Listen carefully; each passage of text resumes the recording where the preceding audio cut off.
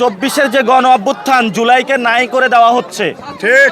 আপনি গতকালকে দেখবেন যে স্টেটমেন্টটি দেওয়া হয়েছে, সেখানেও 24-এর কথা নাই, আজকেও কোথাও 24-এর কথা নাই।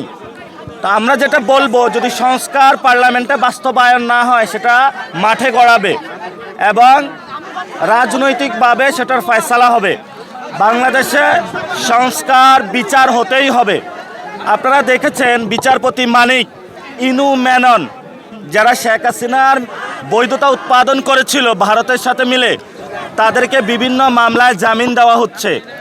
গতকালকে শহীদ মিনারে জয় বাংলা স্লোগান দেওয়া হয়েছিল। আমাদের এখনো বিচার হয়নি যারা শহীদ ফ্যামিলি এবং আমাদের যারা আহত ভাইয়েরা রয়েছে, তাদের এখন আমরা বিচার বুঝে পাইনি।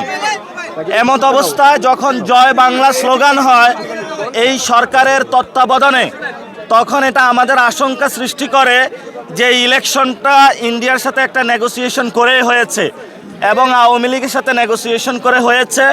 ফলে তো আমরা সরকারকে আহ্বান জানাবো এই জায়গা থেকে সরে আসার জন্য। যদি সরকার এই স্ট্র্যাটেজি নিয়ে থাকে যে আওয়ামী লীগরাও মাঠে নামিয়ে দিয়ে অন্যদেরকেও মাঠে নামিয়ে দিয়ে আপনারা দুইজনে হলে গৃহযুদ্ধ করেন, আমরা সরকারের ওই ফাঁদে পা দিব না। আমরা সরকার যেহেতু দায়িত্ব নিয়েছে আইন শৃঙ্খলা বাহিনী দিয়ে যারা জয় বাংলা সন্ত্রাসী গোষ্ঠী আছে বাংলাদেশে, তাদেরকে নিবৃত্ত করতে হবে। সরকারি দায়িত্ব নিয়ে সরকার যদি নেগোসিয়েশন করে তাদেরকে বলে দিবেন, যান আগের দিন বাগে খেয়ে ফেলছে, নেগোসিয়েশন হয়ে গেছে, এখন ক্ষমতায় আসছে, আপনাদের জয় বাংলা আপনারা রাখেন, এখন বাংলাদেশ জিন্দাবাদে চলবে।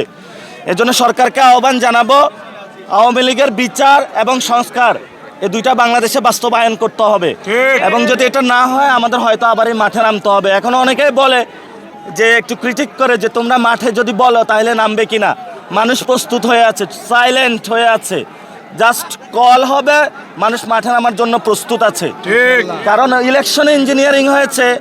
ইলেকশন পরবর্তীতে আমরা দেখলাম যে বিরোধী দল যখন সংসদে চুপ্পুর বিষয়ে কথা বলেছে, সেখানেও তারা কথা রাখেনি। সংস্কার বিষয়ে তারা কথা শুনছে না।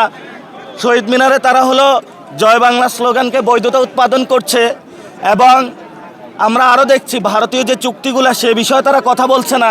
তো তাহলে তো আমাদের রাজপথ ছাড়া কোনো উপায় নাই, আমাদের রাজপথে যেতে বাধ্য হবে। এখন আপনাদের